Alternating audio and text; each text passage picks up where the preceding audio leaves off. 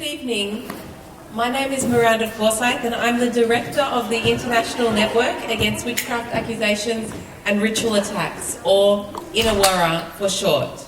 I'm also a professor here at the Australian National University in the School of Regulation and Global Governance. I want to welcome you all to this photography exhibition that has been organised by INAWARA. The photographs portray the different dimensions of witch hunts and ritual attacks across the world today, as well as shining a spotlight on the heroes who intervene or care for victims.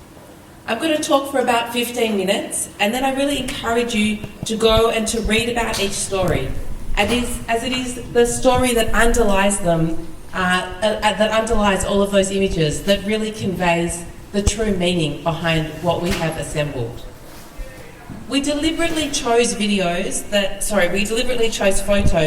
that are for the most part lacking in any direct depiction of violence for the exhibition.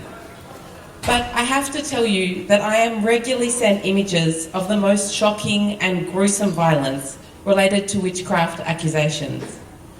Just this Monday, I received a video via WhatsApp showing a naked woman standing amongst a group of men. It was night time. She had a rough cloth tied around her entire head. Two men were standing on either side of her, each holding her by one of her wrists, and a man standing in front of her held a long machete. The 5-minute video shows the men questioning her in a language I later learnt was Huli, a language spoken in Hela province in Papua New Guinea. Apparently a teacher had died, and there was a narrative circulating that this woman was one of two who had caused her death through her use of sorcery. Under torture, she had admitted to removing the heart of the teacher and had claimed the victim would recover if she touched the deceased. The video was shared by different WhatsApp groups, including many who tried to identify exactly where the case was occurring in order to organise a rescue mission.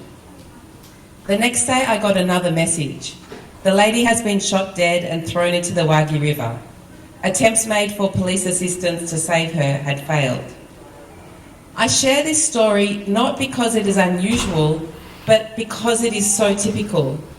I am notified about such cases on a depressingly regular basis, sometimes with and sometimes without video footage or photographs. Most cases involve an element of public torture and collective violence.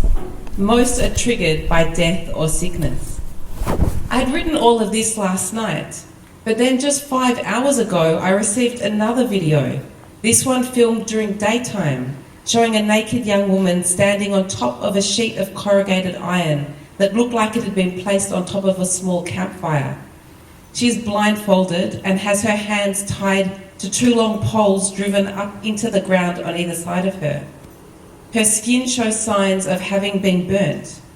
There are a group of about 10 men standing around questioning her, and at one stage the person talking in the video laughs.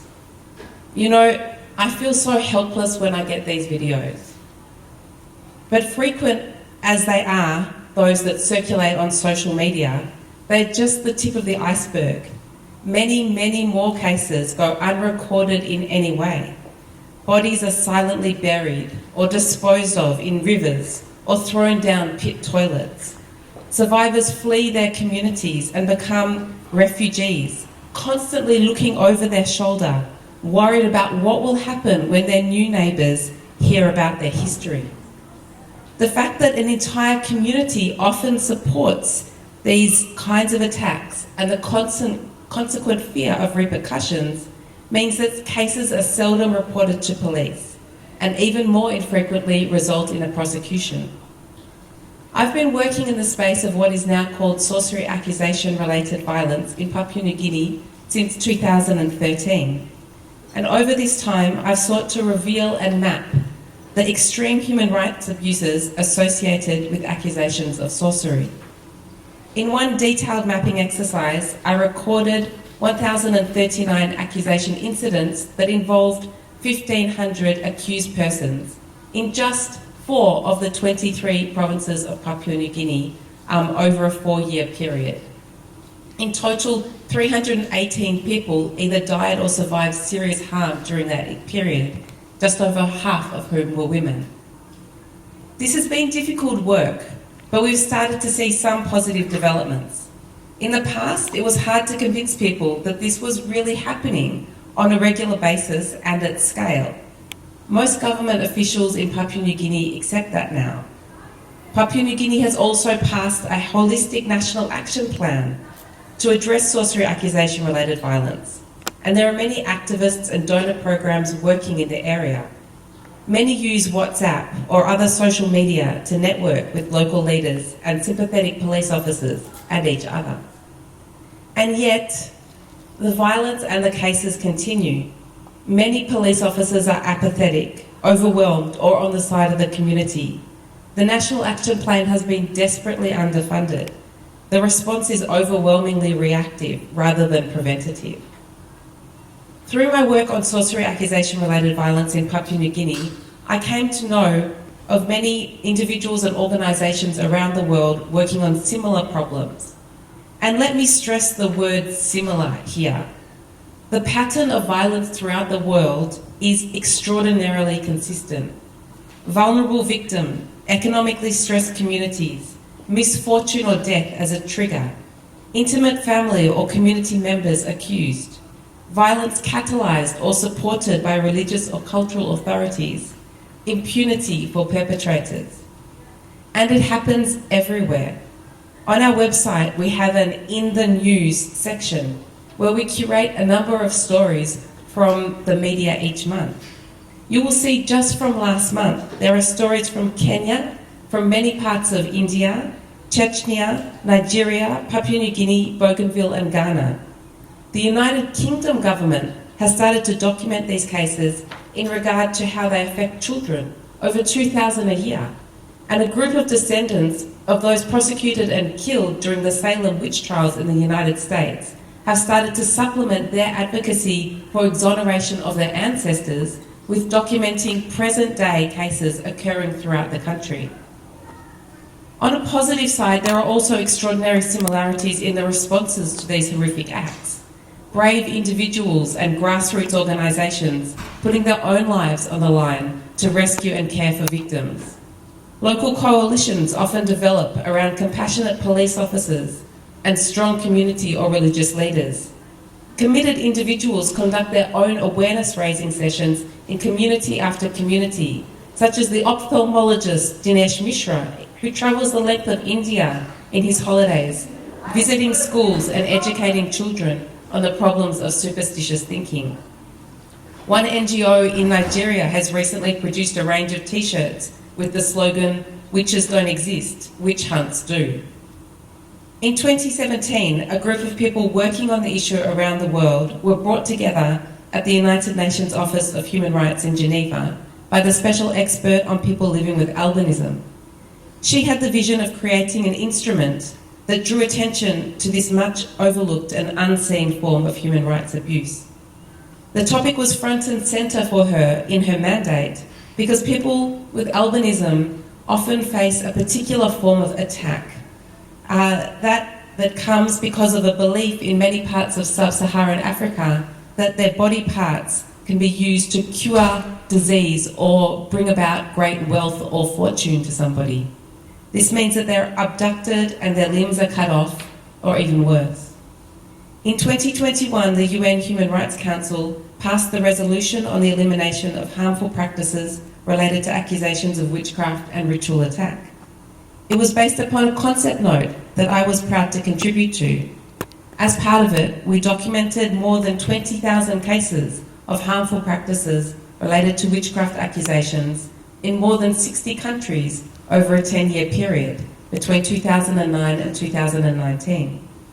This was predominantly just the cases reported in the online media, and again represents just the tip of the iceberg. Perhaps because the resolution was passed during COVID, it did not really generate the global kick up the bum that we were hoping for to create awareness and activity.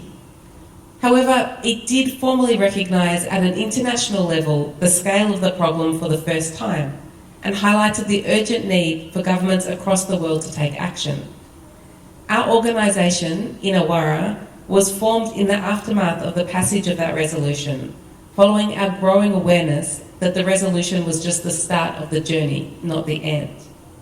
We seek to do many things, including raising awareness of the scope and form that this human rights abuse takes across the world. As part of this, we held a photography competition and encouraged people from all over the world to contribute their photos, some of which you're seeing here today. The exhibition was launched in Lancaster and is intended to be a travelling exhibition. So it's been shown in Lancaster and India, and it's being held concurrently with this exhibition here in Ghana. One further piece of work that we have just completed is a review of legislation that has been enacted by governments across the world to try to address this problem. We launched the final report on Monday in London, and there's a copy of it on the table over there and also up on our website. Perhaps in a surprise to no one in the room, we found that although legislation has been drafted in 15 countries, it's largely performative. It isn't really implemented in practice, although activists do find it very helpful to reference in their advocacy. So I've got many additional points that I could make, but maybe I'll just ask if anybody has got any questions at this point. To what degree are these attacks based on an actual belief in sorcery versus maybe the person just wants to get at a vulnerable community member? Okay, so the question is, to what extent are these attacks based on a real belief in sorcery, and to what extent is that just a pretext, I suppose, for getting resources? I think that it's both. So there is a really deep belief in sorcery, witchcraft, and it takes many different forms across the world.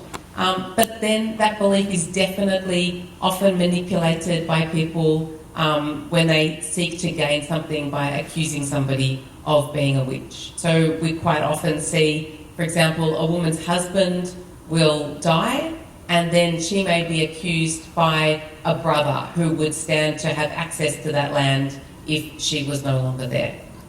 We also see that there are quite a range of spiritual entrepreneurs, of pastors who charge a lot of money in order to exorcise children, for example, and they are really behind perpetrating a lot of these cases, particularly across sub-Saharan Africa.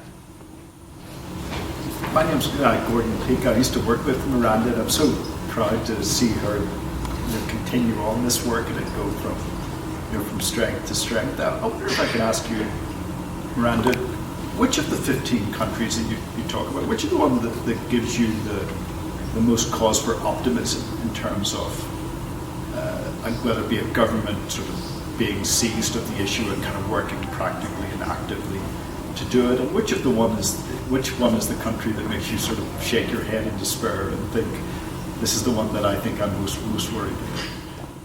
I think that probably India is, at least in terms of the number of different states that are enacting legislation, then that gives some degree of optimism, and certainly they are doing some prosecution.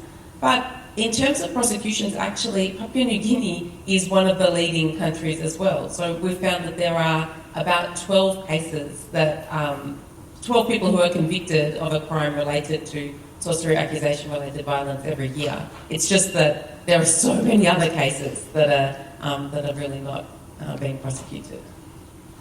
Jessica.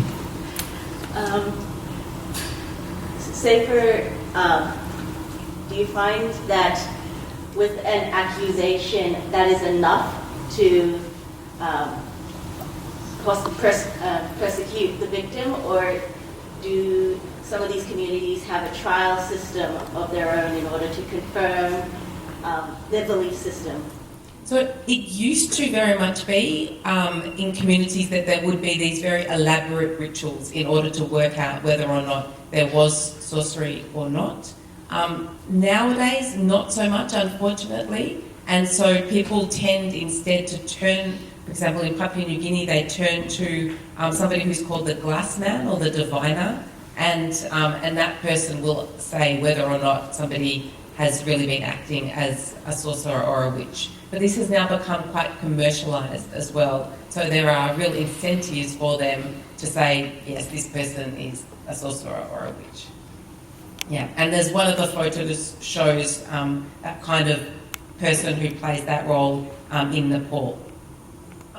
I mean, in terms of the trends, are there particular countries, particular places where it's getting worse, or is it generally occurring at a stable level in all of these countries you're referring to? Everywhere the trends are varying. So in Tanzania, for example, there were massive, massive problems, but it seems to have been coming down. In Kenya, there's lots of issues. In Ghana, there's lots of issues.